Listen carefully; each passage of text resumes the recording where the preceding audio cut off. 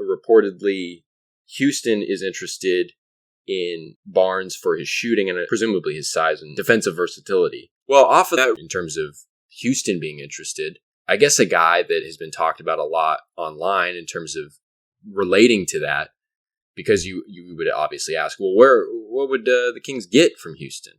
And a guy they could get is a young player in Tari Eason, who's in his second season, was always kind of looked at as a guy that could be a key role player and big impact player off the bench, given the fact that he did that in college. 6'8", long, versatile, athletic, high motor, good defensive skills with offensive upside. From what I remember, that could be a guy that you could bring in and definitely make a difference and maybe even upgrade over Barnes, in the fact that you hear constantly, and rightfully so in a lot of ways, that fans in a lot of circles want to see Trey Lyles start.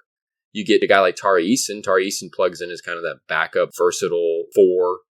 It sets up a situation where you could technically upgrade over Barnes by getting Eason, starting Lyles. Lyles is a great value.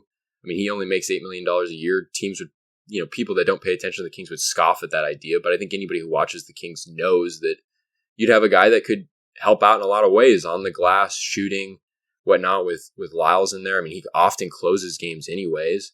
Given the age, the upside, the positional fit, and the size of the guy, I mean, that is one that you'd definitely be interested in making a trade for, don't you think? I mean, Tari Eason would be great. 22 years old. I think he'd be great. Giving up Barnes for him, we'll see. I mean, it seems like that's the only guy Houston would want at the moment, that they're interested in, at least.